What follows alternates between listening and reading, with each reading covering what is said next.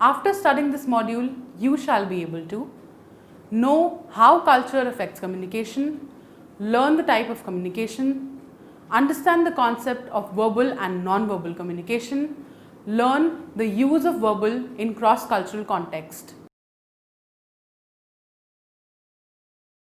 Communication is most essential attribute that helps in survival of an individual in the society. Aristotle said, "Human being is a social animal." I extend his idea by proposing that the communication is the medium by which we are maintaining our identity as a social animal. Having said that, looking into our past, the human being had been communicating about themselves, their thoughts, feelings, intentions, information through the signs and the symbols. There are many forms of communication through which two or more people, groups and culture can communicate between each other. However, it is a major challenge to get involved in intercultural communication than to intracultural communication. Since people belong to different cultural backgrounds in two cultures, therefore, it is challenging to interpret others' speech in cross-cultural contexts. The participants have a tendency to add their own conventions and expectations from their cultural background. It can become a serious issue when two speakers acquire widely different communication convention. The probability of misrepresentation of whole agenda can even lead to breakdown of relationship between the two cultures. By Richards in 1985. To be able to communicate effectively across cultures, we need to understand that people may view new cultures through their culturally biased lenses, and that words and gestures may carry different meanings and connotations between different cultures. Hence, it is of utmost importance to understand other person, the cultural context in which they are operating in and how other person might respond within the context. It is therefore important to understand the various types of communication in the cross-cultural context. It is significant to know that verbal and non-verbal communication does vary, and that the interpretation of non-verbal cues that seems obvious to us may not be accurate. This unit will help us to be more effective in communicating cross-culturally in today's global environment. Verbal communication. What is verbal communication? Verbal communication is the most common type of communication. Within verbal communication, participants make use of words that may be shared in forms of discussion, dialogues, presentation, arguments, and so on. The attempt of the sender is to inform and share his or her own ideas, thoughts, intentions, and feelings to the receiver.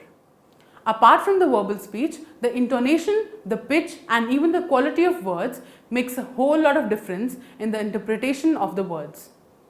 For example, "Please shut the door," spoken politely, is looked as a request to the receiver. The same information spoken harshly or loudly may be seen as command or may convey the feeling of anger within the receiver. To make one clear, the speaker must make an effort to be loud and clear while sharing his content to the forum. The quality of words takes an utmost importance in this case. At the same time, the receiver holds responsibility of checking whether his information is correct or not. Although difficulties with verbal communication can be completely avoided, it is possible to increase the chances of communicating successfully by considering the message the sender wishes to communicate before speaking and communicating with respect to the recipient's point of view. Verbal communication is of two types: oral communication and written communication. Oral communication. Oral communication is the first type of verbal communication. Within oral communication, the individual uses speech to convey his needs, ideas, intention, and thoughts. The speech is the first and foremost form of verbal communication that an individual acquires during his childhood. Let us understand the structure of speech. The structure of speech.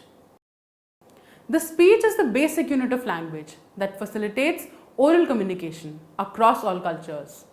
Therefore, it is essential to understand the specificity and universal structures of speech that exist within all cultures. The 6 basic elements of any speech observed across cultures includes phonetics, phonome, morpheme, syntax, semantics and pragmatics. Phonetics is the first structure of speech that exists universally across cultures. Even Chomsky in 1960 had shared that each individual have a language acquisition device, LAD, in his or her mind, where all sound systems are pre-existing and wired in the brain. The 3 basic forms of sounds observed universally across all languages includes crying, cooing and vocalizations. These forms of sound system in speech are recognized as phonetic, concept of etic in module 7. Few of the existing sound systems are retained in language through babbling. In the process, the children acquire specific sound systems from their mother or significant others around his or her immediate environment. The universal form of sound system funnels down to the specific sounds in a culture. There is a process of synaptic proving results in tracing of the effect of sounds that are not heard by a child in its immediate environment. The structure of sound system specific to one culture is known as phonemic. Concept of emic in module 7. For instance, Japanese use L for the sound R and L. R sound is not existing in the language. The third structure in speech includes morpheme. Morpheme is the basic unit of words. Further, these chain of words are joined together to form a sentence. Within the sentences, the fourth structure of oral speech emerges, known as the syntax of the sentence. The basic structure of all the sentences in language is observed in terms of syntax of the language. For example, in Indian language, the syntax is generally followed in terms of the subject, object, verb. For example, Ram khana kha raha hai. In this, Ram is the subject followed by khana, the object, and khata hai is the verb. In English language, the syntax is generally followed in terms of subject, verb, object. For instance, Ram is eating the food. Ram is a subject, eating is verb and the food is object that is eaten. The next structure of speech is recognized in form of semantics. Semantic means the meaning of sentence. The meaning of the sentence is the most important. Thus, we can say we usually comprehend the meaning of the sentence. The last and most important aspect of verbal speech is represented through pragmatics. Pragmatics is the appropriateness of the goodness of speech. It is the most complex and significant aspect of oral communication in the cross-cultural context. If the oral communication is not done on the right time and in the right manner, then the meaning of the sentence can change in the front of the receiver. This may have negative implications to the relationship of the sender and the receiver. The other nonverbal aspect of oral speech includes quality of the speech. The quality of the speech is explained in terms of the frequency with which the speakers talk, fast or slow, the amplitude of the speech, loud or soft, and the intonations of the speech, that includes the variation of the speech. Thus, oral communication is influenced by pitch, volume, speed, and the clarity of speaking. It includes spoken word, either face-to-face or through phone, voice chat, video conferencing on any other medium. Following the verbal, non-verbal aspects of speech, few characteristics of oral communication includes as follows. Characteristics of oral communication. The effectiveness of oral communication will largely depend on the way it is composed, received and interpreted by the mind of the receiver. The value that information holds for the receiver will affect the quality of oral communication. On part of the sender, the competence of the sender will impact the pragmatics of oral communication. The attributes like presentation skills, delivery skills, composition skills and critical judgment skills of the sender will decide the level of competence the sender has. Within oral communication, the production of speech will be dependent on the systematic working of the mouth. For example, through lips, one produces bilabial sounds, through teeth produce dental sounds, and fricative sounds, glottal sounds that are produced from the throat of the organism, and so on. The information is expressed in the form of art, visual presentations, etc. There are various channels in which communication takes place. spoken word either face to face or through phone, voice chat, video conferencing or any other medium. The inherent merits and demerits of oral communication are described here. Merits: it is spontaneous and natural. It is therefore easy for others to understand. The choice of words generally suits the listener. It is supported by non-verbal communication. The communicator or the person who communicates is always physically available. It can help in developing relations. Demerits: words spoken disappear into thin air. The words are temporary. Words are not permanent, unlike, say, in written communication. What is heard is often forgotten. Non-verbal communication, that communication understood by people, supports oral communication by other cultures. Written communication. Written language is developed much later in man's early history. The earliest script is supposed to be found in China. Until paper was invented by the Chinese and later in Egypt, there was no written communication except on leather scrolls and palm leaves. In comparison to oral communication, written communication is much more restricted and inaccessible to the people. Though written communication follows the similar characteristic of speech as in oral communication. The written language requires alphabets, scripts, grammar of the language. These alphabets, scripts are known as grapheme. The grapheme is the smallest unit used in describing the writing system of any given language. The grapheme word has been derived from the phoneme. It is the sounds produced by the alphabets, like alphabet U produce the sound of A in English language. Similarly, alphabet I produce the sound of E. Thus, it is challenging to learn the graphemes of few languages. Few languages like Asian languages show regularity and exhibit correspondence in phoneme-grapheme relationships. While in Western languages, especially in English, there is a lack of correspondence between grapheme to phoneme in the alphabets. Thus, writing the English language seemed to be more challenging than the Hindi.